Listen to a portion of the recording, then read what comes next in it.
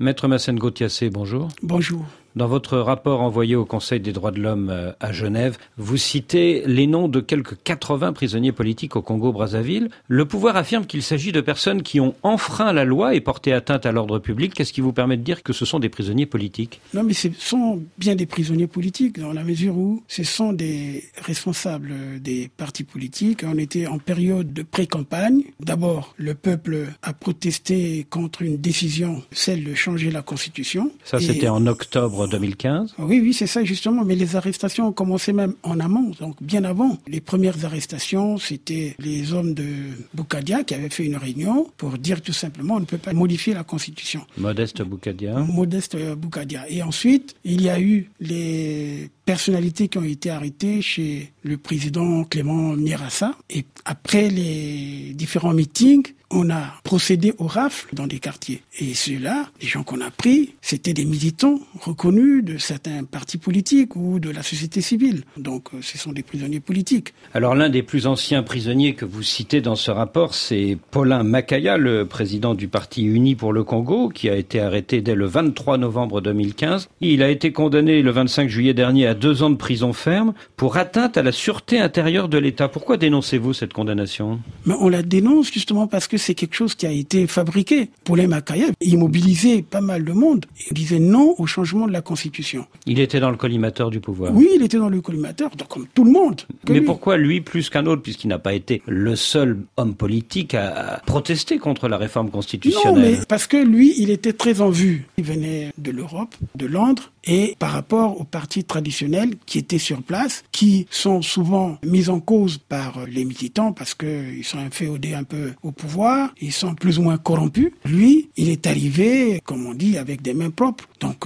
il a été beaucoup suivi par la jeunesse. Donc, il pouvait faire peur au régime? Oui, il faisait peur au régime, comme par la suite, le général Mokoko, lorsqu'il est rentré en février. On sait très bien que ceux qui viennent de l'extérieur, ils apportent beaucoup plus d'espoir aux Congolais qui sont sur place. Autre prisonnier politique dans votre rapport, Jacques Banagant-Zala. Il était conseiller du candidat André Okombi-Salissa. Il a été arrêté le 28 mars dernier et vous êtes très inquiet à son sujet. Oui, je suis très inquiet parce que d'abord, de un, il est très malade. C'est quelqu'un qui a contribué justement à une très bonne loi sur la presse au moment où il a occupé les fonctions de président du Conseil supérieur à la liberté de communication. Sa vie est en danger. C'est quelqu'un qui souffre. Il faudrait qu'il sorte de la prison. Ça sert pas de garder un homme comme ça, tout juste pour le prendre en otage ou parce qu'il est sorti du Parti congolais du travail. C'est des gens courageux. Alors évidemment, parmi ces prisonniers, le plus connu est le général Mokoko lui-même qui, comme chacun sait, s'est présenté contre Denis Sassou Nguesso le 20 mars dernier et qui a été arrêté le 14 juin. Vous dites que c'est un prisonnier politique, mais les autorités semblent l'accuser d'avoir voulu faire un putsch, puisqu'il est inculpé d'atteinte à la sûreté intérieure de l'État.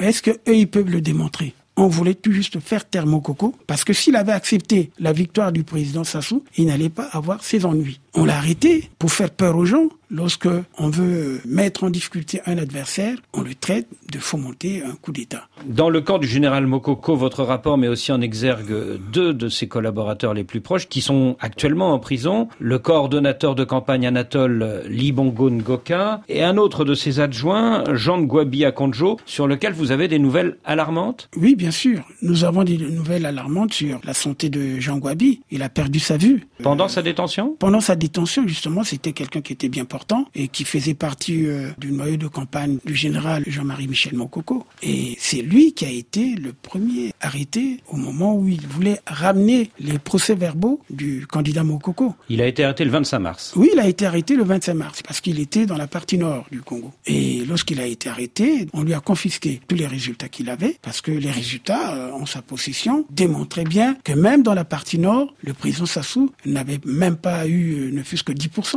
Autre opposant qui risque gros, le pasteur Ntoumi, l'homme le plus influent du Poul, au sud de Brazzaville. Alors lui, il n'a pas été arrêté, il est pourchassé, mais est-ce que plusieurs de ses partisans sont prisonniers aujourd'hui? Oui, lorsqu'il y a eu les premiers bombardements dans le Poul, on a arrêté beaucoup de jeunes qui sont même pas des partisans du pasteur Ntoumi, qui sont uniquement des jeunes en âge peut-être de tenir des armes, qu'on a arrêtés massivement. Et d'autres sont portés disparus. C'est pour ça que nous qui avons déjà certains éléments, nous nous apprêtons justement à les déposer aux instances internationale, le Conseil des droits de l'homme, et également à la Cour pénale internationale qui doit ouvrir une procédure parce qu'aujourd'hui, la Cour pénale internationale ne dépend pas forcément dans les procédures des Nations Unies. C'est une organisation indépendante qui peut se saisir et également ouvrir une information judiciaire. Pour l'instant, c'est devant le Conseil des droits de l'homme que vous allez. Voilà déjà un mois que votre rapport a été déposé, mais il ne sera pas examiné avant au plus tôt le mois de mars 2017. Oui. Est-ce que tout ça ne prend pas trop de temps? Oui, mais il y a une instruction. Il faut que le pouvoir aussi s'exprime, se justifie. Donc, c'est tout à fait normal que ça prenne du temps.